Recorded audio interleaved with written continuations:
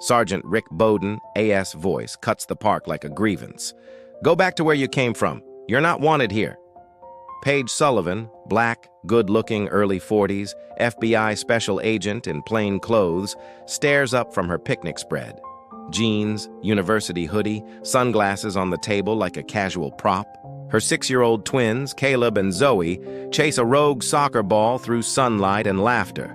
The scene reads like suburban normal. To Bowden, it reads like a threat.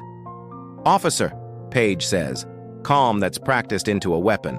"This is a public park." Bowden's jaw tightens.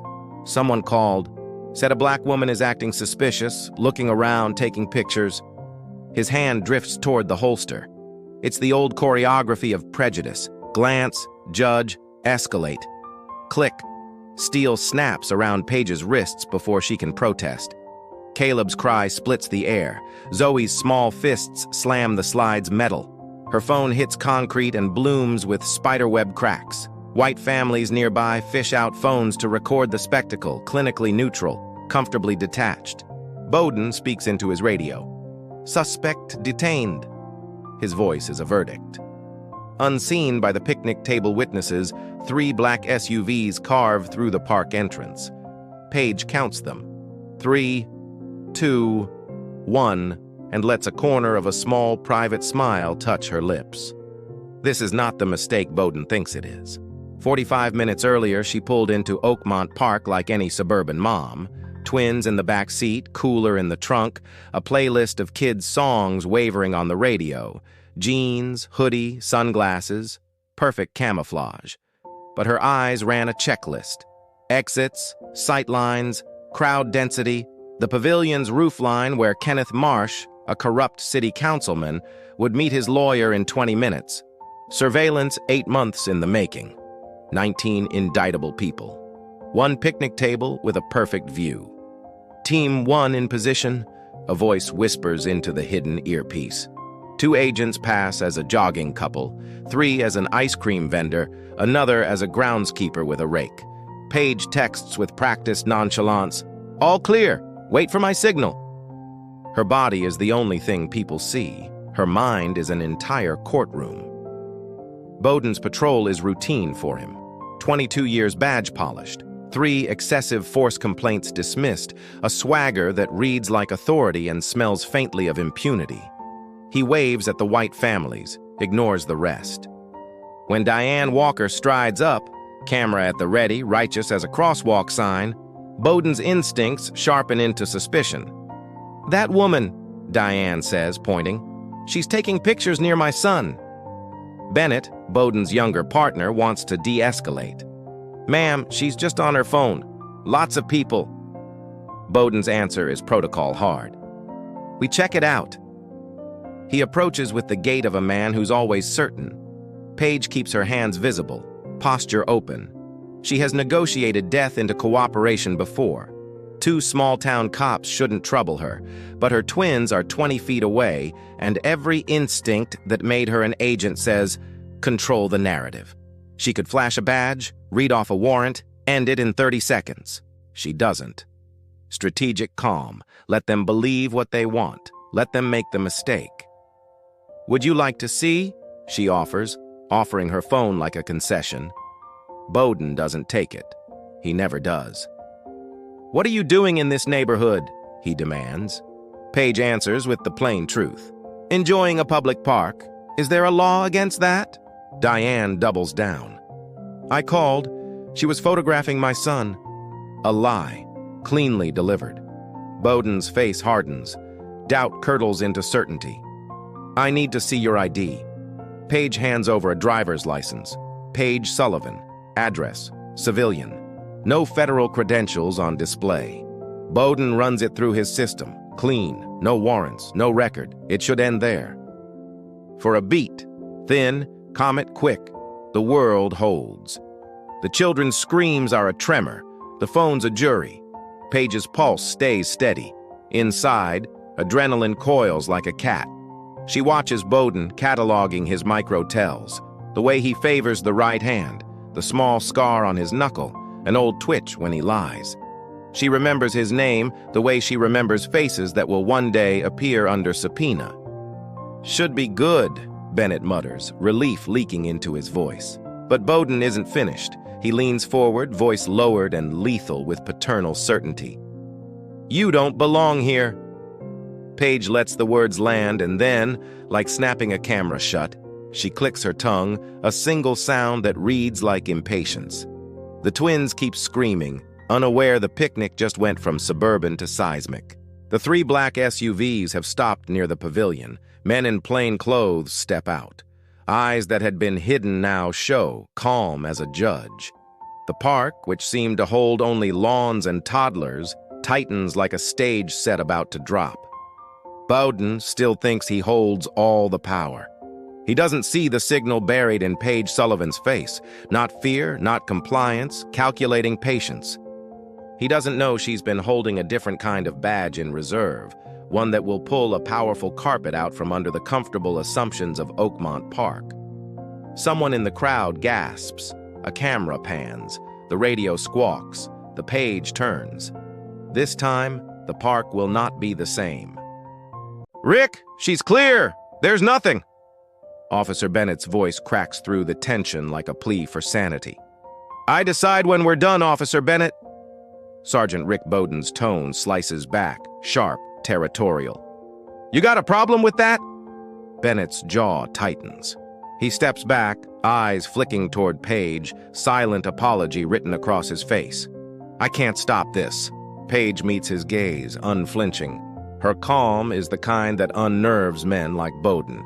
Across the park, the jogging couple, her undercover agents, slow their pace. Paige touches her earlobe twice.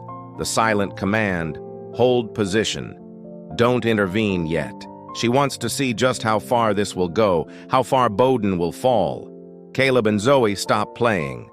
Their laughter drains into stillness. They've seen police lights before. They've seen Mommy stopped, questioned, humiliated. 6-year-old eyes already too familiar with fear. "Mommy," Zoe's voice wavers. Bowden's pride won't let him walk away. "Empty your bag," he orders. Paige complies, methodically. Children's snacks, sunscreen, water bottles, a small tablet for the twins, wallet, chapstick. Each item lands on the picnic table like evidence in a show trial. Then, one black leather case. "What's that?" "Personal items," Paige replies evenly. "Open it." Her fingers pause on the zipper.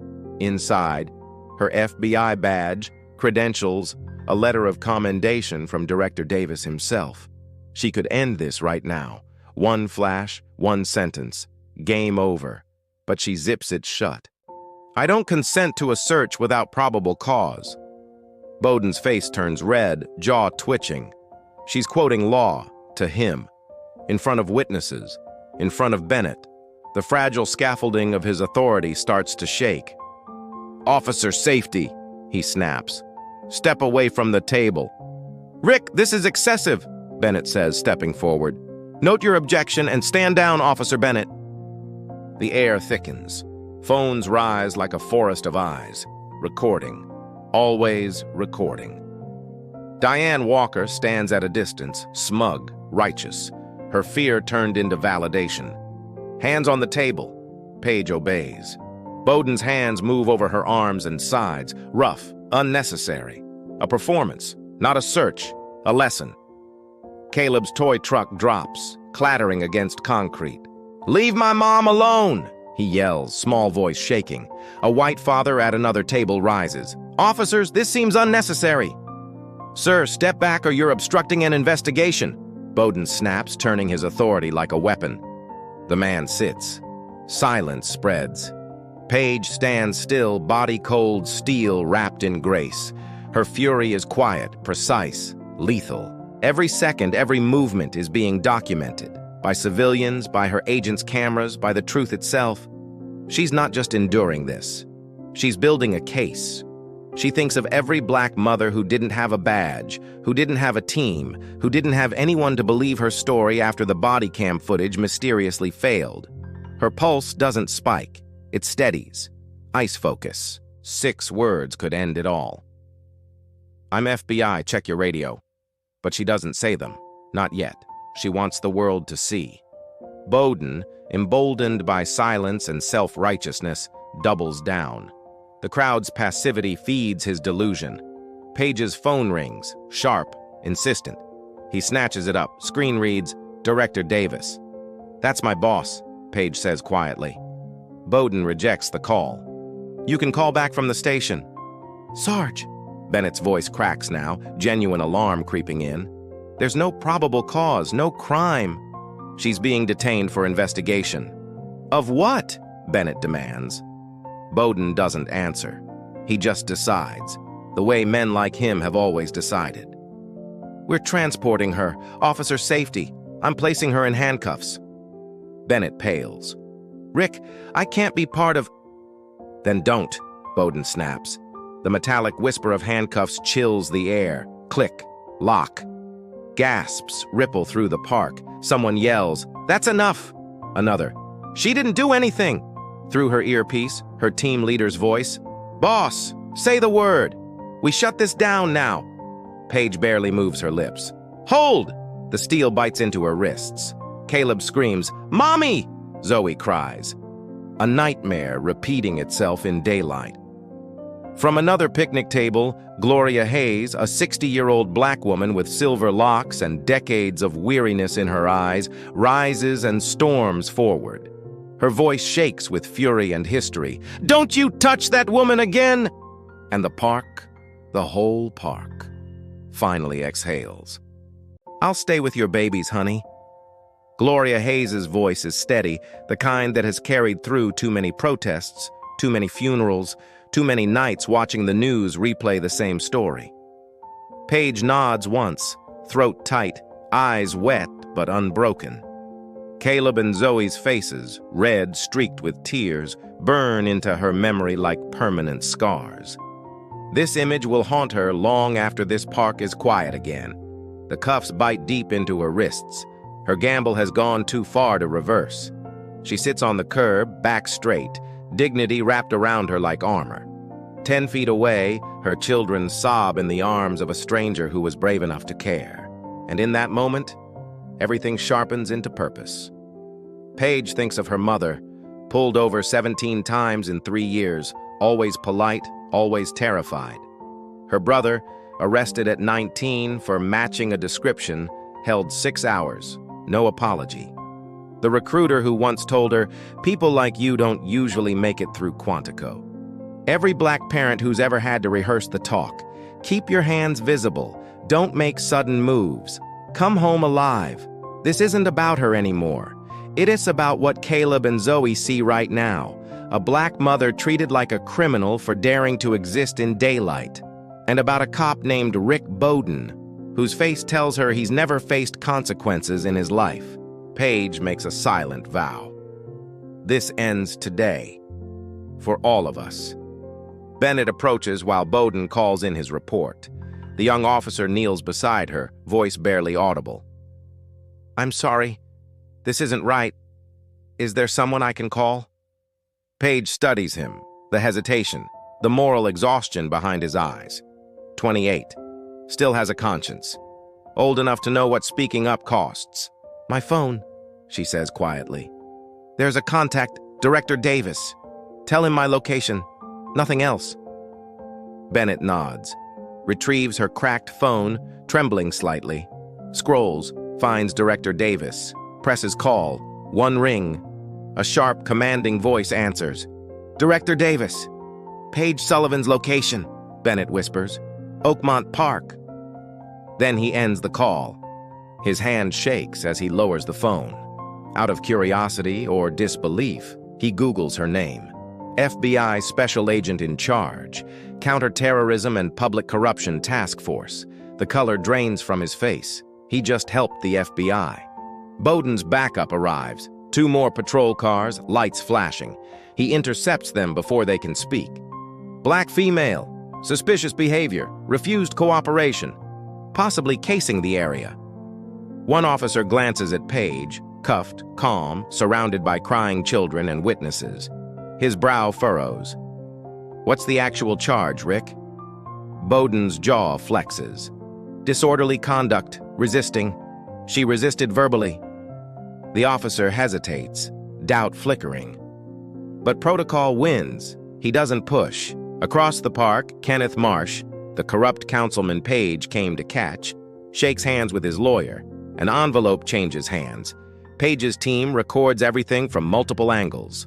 Operation complete. But Paige isn't thinking about Marsh anymore. Her mission has changed. The crowd is swelling, dozens now, then hundreds. A young black woman, live streaming on her phone, narrates in outrage. "Y'all seeing this? Black woman in cuffs for having a picnic with her kids. This is 2025 and this is still happening." The viewer count explodes. 200, 400, 800 in seconds. Comments flood the screen. Her name? Get his badge number. Stay strong, Queen. Diane Walker tries to slip away, shame creeping into her expression. But Gloria blocks her path. "No, you stay right here. You're gonna watch what you started." Diane freezes, guilt washing over her like cold rain. Bennett walks back toward Bowden, voice quiet but firm. "Rick, I really think we should reconsider. Get the crowd under control, Bennett. That woman is... I don't care who she thinks she is. She's going to the station." Bennett steps back, defeated. He's done all he can. Now he waits. Paige's earpiece crackles to life. "Boss, Director Davis is en route. ETA 8 minutes. Your call." She doesn't reply. Just watches Bowden bark orders, eyes cold, voice booming for dominance. "Get her in the car." The command detonates across the park. 2 officers move toward her. Paige rises slowly, posture regal even in cuffs. Her children's screams slice through the air. "Mommy! Mommy!" Caleb's small voice shatters under the weight of terror. The crowd swells, 50, 70, 100 people now. Phones raised high like Judgment Day. A chant begins. One voice, then many. "Let her go! Let her go!" The sound grows, swelling, rolling like thunder before a storm. Bennett makes one last attempt. "Sergeant, with this many witnesses, maybe we should get crowd control set up. Now." "Rick, she hasn't actually committed any..." "That's an order, Officer Bennett." Bowden's face hardens. He's not scared. He's furious. Angry at this woman for not breaking down. Angry at the crowd for questioning him. Angry at the mirror of his own arrogance reflecting back. People don't act this calm unless they're hiding something. That's what he tells himself. His whole career depends on being right. Paige is 10 feet from the patrol car when Caleb breaks free. Gloria grabs, misses. The boy's sneakers slap the pavement. "Mommy!" A backup officer, not Bennett, intercepts him, gripping his arm too hard. And that's the moment Paige Sullivan's composure fractures. Not into panic, into command. Her voice slices through the roar. "Take your hands off my son!" The crowd goes dead still. Her tone isn't loud, but it's loaded. Authority, history, command. The kind of voice that's negotiated hostages, ordered raids, dismantled empires. And for the first time that day, every cop in Oakmont Park hesitates. The air changes before anyone understands why. A low hum of engines, 3 black SUVs sliding into the park like ghosts of authority. They move with surgical precision, blocking exits, boxing in the chaos. Their matte paint catches the afternoon light like obsidian. The crowd senses it first. Phones tilt, voices falter. The chant dies mid-word. Silence floods the park. Bowden's still gripping Paige's shoulder, his hand heavy with arrogance. He hasn't turned yet. Bennett has. His blood drains to chalk. "Sir," he stammers, "those aren't locals." The SUV doors open in perfect unison. 8 figures step out. Dark suits, mirrored lenses, radios clipped tight, posture of federal command. No yelling, no grandstanding, just control. Real authority doesn't need volume. Paige stands by the patrol car, wrists still cuffed. Her face is calm, almost unreadable. She watches her team advance, her justice walking in human form. Step away from her, now. The voice cuts through the air like a thunderclap. Bowden turns, confusion hardening into disbelief. 5 feet away stands Special Agent Brandon Cooper, badge raised, sunlight glinting off gold letters. FBI. "You're detaining a federal agent. Release her immediately." Bowden's brain stalls. He's a 22-year veteran, but this can't be real. "I don't care who you say you are," he barks. "This woman is Special Agent in Charge Paige Sullivan." Cooper steps closer, voice cold as iron. "You have 10 seconds before this becomes a federal incident." The crowd gasps, a ripple of electricity running through them.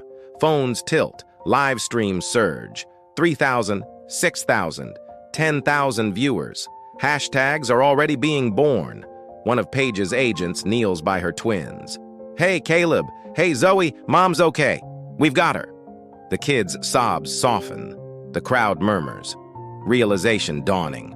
Bowden's trembling fingers reach for the cuffs. Click. Freedom. Paige rubs her wrists, eyes locked on him. Not with rage, but the quiet authority of someone who's seen monsters before. Bennett speaks, voice almost breaking. "Sergeant, I verified. She's FBI." Bowden turns on him, betrayed. "You what?" "I did what was right." Paige straightens. Her tone shifts. No longer the calm civilian, but the commanding presence of a federal officer reclaiming her ground. "Secure the scene. Collect every body cam. Identify witnesses. Detain the woman who made the false call." Diane Walker bolts, but 2 agents move faster. "Ma'am, you'll need to stay." Bowden stands frozen, reputation collapsing like glass under pressure. His world shrinks to the sound of every phone recording his downfall. Paige steps closer. "Sergeant Bowden," she says softly. "Let's review."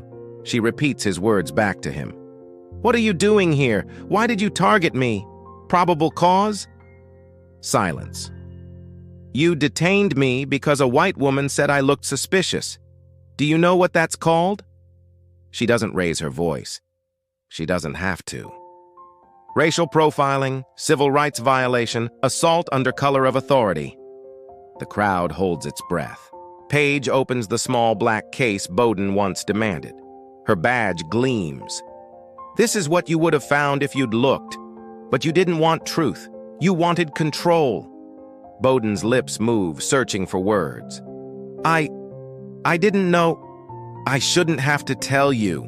Paige cuts in. "I was committing no crime.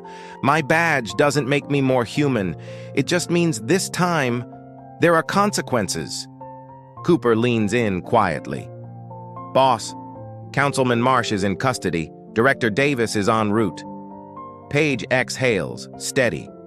"Then this isn't about Bowden anymore." She kneels beside her twins. "It's okay, babies. Mommy's okay." They cling to her hands, unaware that the whole world just watched their mother rewrite what justice looks like. Caleb's voice is small, shaking. "Mommy, are we safe? Why did the police hurt you?" The park stills. Every camera, every microphone, every beating heart captures that moment. The question of a 6-year-old cuts deeper than any speech ever could. The roar of helicopter blades breaks the silence, dust and justice swirling together. The chopper lands hard on Oakmont Park's field. Out steps Assistant Director Gerald Davis, silver hair, crisp suit, calm like a storm about to speak. 2 federal prosecutors flank him. The weight of Washington just arrived. He scans the scene. His top agent bruised, handcuff marks still red, children crying, local cops shaking. His jaw tightens. He walks straight to Paige. "Agent Sullivan, report." "Sir, approved surveillance on Councilman Marsh. Local PD detained me without cause for 49 minutes. I maintained cover until exposure was unavoidable. My children are shaken, but safe." Davis turns to the sea of cameras. His voice is measured, resonant, impossible to ignore. I'm Assistant Director Gerald Davis, FBI. Special Agent Paige Sullivan is one of the Bureau's most decorated officers. She's dismantled terror networks, corruption rings, trafficking operations. She's saved hundreds of lives. He pauses, then with surgical precision. Today, she was handcuffed in front of her children for being black in a public park. The crowd freezes. Even the birds seem to stop mid-air. Davis shifts to Bowden. Sergeant, do you know Councilman Kenneth Marsh? Bowden's voice barely escapes. Yes, sir. The same Councilman Marsh just arrested for racketeering, fraud, and conspiracy. Agent Sullivan's operation concluded today. 19 arrests, 14 million in fraudulent contracts exposed, including 3 officers from your department. The words detonate. Bennett closes his eyes. Phones record every syllable. Your department, Davis continues, has been under federal review for civil rights violations for 6 months, and this incident, he gestures toward Paige's wrists, is Exhibit A. The prosecutors step forward. Sergeant Bowden, effective immediately. Administrative leave without pay pending federal investigation. You are advised to retain legal counsel. Bowden's knees almost buckle. He's not a man anymore, just a headline waiting to drop. Paige steps forward. Director Davis, permission to address him? Granted. She faces Bowden. Calm, unshakable. You asked what I was doing in this neighborhood? I live here, 3 blocks away. My children will attend the local school. This is my community. And you will never make another family feel what you made mine feel today. Her voice drops, low and lethal. You wanted to know what weapon I had, Sergeant? Your skin was the weapon. Mine was the threat. That's all it ever was. Bowden stares at the ground, trembling. Bennett steps forward, voice breaking. Ma'am. Thank you. Paige nods. You chose integrity over silence. That's what justice looks like. She kneels before the cameras, speaking directly to America. To every parent who's had the talk with their kids, to every person humiliated, searched, or dismissed for existing while black, you're not crazy. You're not alone. And it has to end.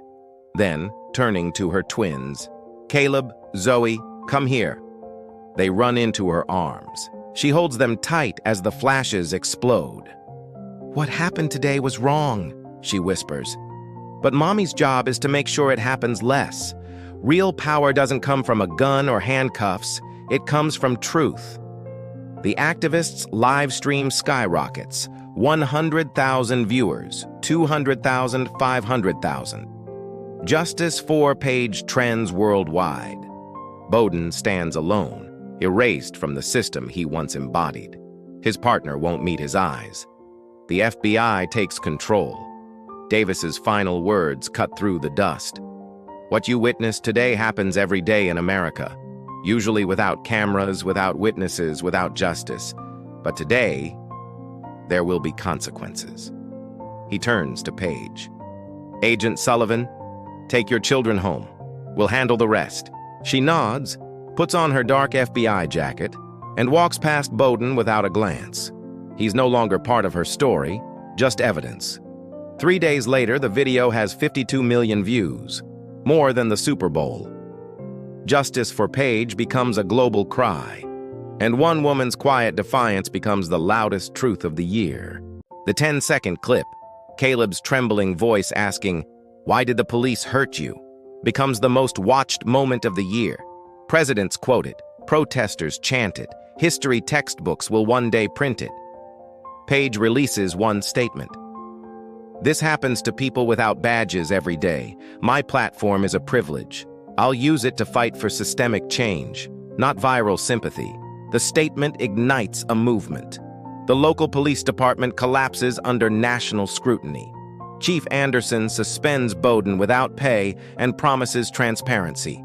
But 300 protesters outside headquarters chant louder, "We don't want promises, we want oversight." Then, the leak. Bowden's personnel file hits the internet. 3 excessive force complaints dismissed. 9 racial profiling allegations labeled unfounded. Screenshots surface. Racist jokes. Texts about keeping certain people out. The casualness of hate is more damning than the crimes. The whistleblower is revealed. Officer Bennett. Death threats flood his phone within hours. He's placed under federal protection. 2 senior officers resign before sunrise. Diane Walker, the woman who made the false call, is fired from her job within 48 hours. Her name trends beside Permit Patty, BBQ Becky, and a new moniker, the Walker Effect. The Justice Department announces a pattern and practice investigation into the entire department. Every arrest Bowden made in 5 years will be reviewed. Federal oversight is inevitable. Paige's boss, Director Davis, assigns her to lead the FBI task force. "Sir, I'm the victim," Paige protests. Davis doesn't blink. "You're not investigating your case. You're fixing a system. Don't let them turn you from an agent into a symbol." She accepts. Meanwhile, her corruption operation detonates across the state. Councilman Marsh is indicted on 46 counts, 3 officers arrested for bribery, a $14 million construction fraud ring exposed, 2 state legislators implicated. But the media only wants one story, the handcuffed FBI mom. "Boss," Cooper fumes, "we just cracked the biggest corruption ring in state history, and all anyone talks about is Bowden." Paige smiles faintly. "Then we use their attention. Every interview about Bowden, we mention the dirty cops, we connect the dots." Civil suits flood in. Paige sues the department and pledges every cent of her settlement to civil rights groups. Gloria Hayes, the woman who comforted Paige's twins, launches a class action suit for everyone racially profiled in Oakmont Park over the last decade. Within 2 weeks, 329 people join. Federal prosecutors charge Bowden with deprivation of rights under color of law, false arrest, civil rights conspiracy, assault, abuse of authority. Diane Walker becomes the national face of weaponized white fear. Her apology video spirals into chaos, crying, excuses, brand sponsors fleeing. Her husband files for divorce. Her business collapses. The cost of her call is total. But from the wreckage, change grows. Bennett accepts an FBI offer. Oakmont Park installs a bronze plaque.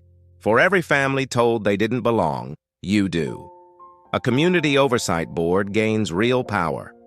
And 628 black women apply to the FBI, the largest surge in bureau history. Some police unions push back.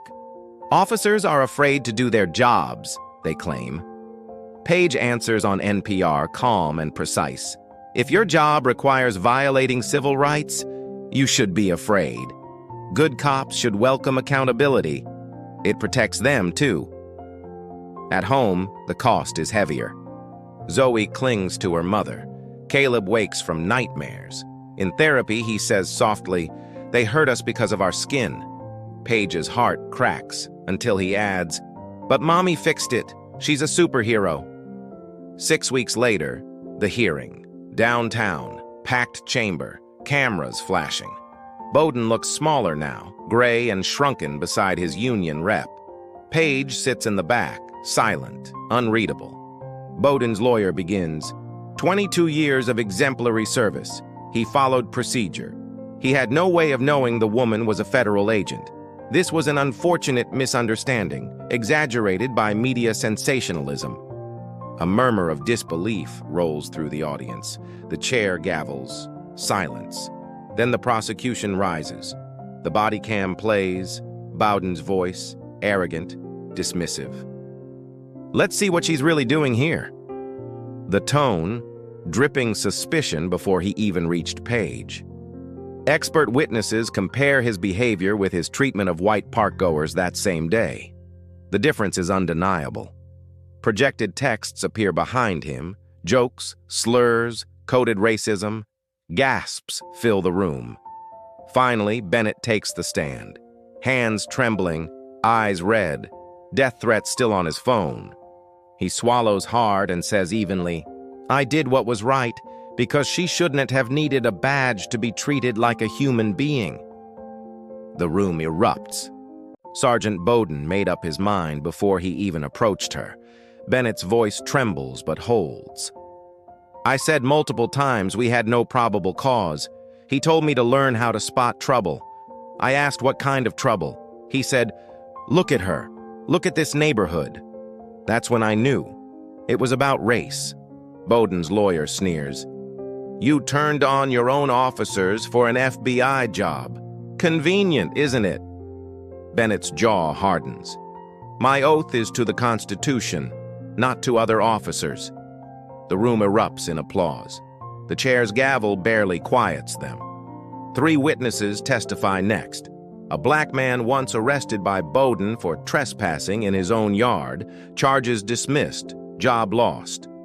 A Latina woman stopped 6 times in 1 year, never a ticket, just warnings. A black teenager detained for suspicious behavior while sitting on his grandmother's porch, pattern proven, years deep. Diane Walker, pale and shaking, takes the stand under subpoena. "Why did you report Agent Sullivan as suspicious?" "She was looking around a lot." "Did she commit any crime?" "No." "Did you report the white man bird-watching 20 feet away?" Silence. "How was that different?" "I don't know," Diane whispers. Against his lawyer's pleas, Bowden testifies. Angry, self-pitying. "I've served 22 years. I'm not racist. I have black friends. I didn't know she was FBI. She should have identified herself." The prosecutor steps forward, calm and surgical. "Should she have to be FBI to deserve dignity?" "That's not what I meant." "You handcuffed a mother having a picnic, ignored your partner, hung up on a federal director, traumatized 2 6-year-olds. Your defense is you didn't know she was important enough to treat like a human being?" Crushing silence. "How many Paige Sullivans without badges have you done this to?" 40 minutes later, the verdict. Termination for cause. State decertification. Pension revoked. Federal charges proceed. Bowden leaves the building smaller, older, a relic of the system he helped rot. Outside, microphones swarm Paige. "This isn't about revenge," she says steadily. "It's about accountability. Every person profiled, humiliated, or dismissed by someone with a badge deserves this outcome." She pauses. "One down. System to go." 6 months later, Paige's handcuffed wrists, seen 52 million times, spark real reform. The DOJ consent decree lands like a gavel. Mandatory bias training, independent oversight, non-disabling body cams, real civilian boards with subpoena power. The new police chief is a black woman with a mandate for change. Bennett now trains recruits, showing the Oakmont Park footage. "What should have happened here?" he asks. The answers sound different now. The Sullivan Law passes statewide. Officers must justify every stop in writing. A registry tracks decertified cops so they can't quietly rejoin elsewhere. During debate, a conservative senator admits, "I kept thinking, what if that was my daughter?" The vote is bipartisan. Paige rises to assistant director of the FBI Civil Rights Division, but still leads from the field. On NPR, she's asked if she's changed America. "It changed one department," she says, "maybe a few others, but systemic change takes decades. My job is to keep pushing until every person has the protection I had." "Are you optimistic?" She smiles faintly. "I'm determined. That's better than optimistic." The ripples reach far. The wrongfully arrested man gets his record cleared and the job he lost. The Latina woman becomes a police liaison. The once detained teenager studies criminal justice, vowing to be the change. Gloria Hayes forms a support group for families scarred by policing trauma. And in Oakmont Park, a black granite monument stands where Paige once knelt in handcuffs. In memory of every person profiled, detained, or dismissed for existing while different, may dignity be universal, not earned. Fresh flowers rest there, always. A year later, Paige stands there with her twins. Caleb runs his fingers over the engraved words. "Mommy," he says softly, "you really are a superhero." Paige smiles through tears. "The world doesn't need superheroes, baby. Just people who refuse to look away." The scar became a statute. The moment became a movement, and the change, though imperfect, was undeniable. Zoe and Caleb are older now, more aware, less innocent. The lesson, carved in memory, learned the hardest way possible. A new black family sets up near the playground. Nervous glances, hesitant smiles. Zoe tugs at her mother's sleeve. "Mommy, should we go say hi so they know it's safe?" Paige's throat tightens. Empathy, born from pain, blooming as grace. They walk over. The mother looks up, recognition flooding her eyes. "I saw the video. You're the reason we felt safe coming here." Paige smiles softly. "I'm just someone who had a platform. You always belonged here." The women talk. The kids laugh. The park feels lighter, freer. Bennett arrives. Special Agent Bennett now. He joins Paige by the monument. "Full circle," he says, eyes shining. "Graduated top of my class. They asked me to speak at the ceremony. I told your story. Half the cadets cried." Paige chuckles. "You could have told your own." "You risked everything," he says. "I just did what needed to be done." "You saw something in me I didn't see in myself." They stand in quiet reflection. "Do you still get angry?" Bennett asks. "Every day," she says. "But I also get hopeful every day. Both can be true." He hesitates. "I heard Bowden's working warehouse security, night shifts, barely making rent." Paige nods. Lesson learned the hard way. He had 22 years to change. Some people only learn when they lose everything. As the sun dips low, Paige sits alone on the bench near the monument. She thinks of her mother, who cried for 20 minutes the first time she saw the video. Her brother, who said, "Now the world knows what we always knew." The strangers who wrote her shared their stories, the reforms that worked, the ones that didn't. She's made peace with the contradictions. It hurt. It helped. Both are true. Caleb wanders over, thoughtful. "Mommy, do you still love the police?" Paige exhales. "I love what police are supposed to be, people who protect everyone. I don't love when they forget, so I work every day to help them remember." "Are you still a police?" "FBI," she smiles. "A little different, but same idea. I protect people, even bad people." Zoe frowns. "Even the officer who hurt you?" Paige nods gently. "I protected him from himself. I showed him what he was doing was wrong so he couldn't hurt anyone else. That's protection too." Her phone buzzes. Another case, another family, another injustice. She sighs, but Caleb squeezes her hand. "Can we come back next week?" Paige looks at her children, at the park that once held their tears, but now holds their laughter. "Yes, baby. Every week if you want." As they walk to the car, Paige spots a white woman eyeing a black teen on a skateboard. The woman's hand drifts toward her phone. Paige approaches calmly, badge ready. "FBI, that young man is skateboarding. That's not illegal. If you call the police for that, you'll be filing a false report. Do you understand?" The woman freezes, then nods quickly and lowers her phone. Paige turns to the boy. "You're good. Enjoy your day." He skates off, grinning. Real authority doesn't need to shout. It just needs to show up. If Paige's story moved you, remember, this isn't fiction. Every single day, people are profiled, detained, or humiliated for existing while different. Most don't have badges, cameras, or platforms, but change is possible. Real change. When we refuse to look away. The scar became a statute. The statute became a standard. The work continues.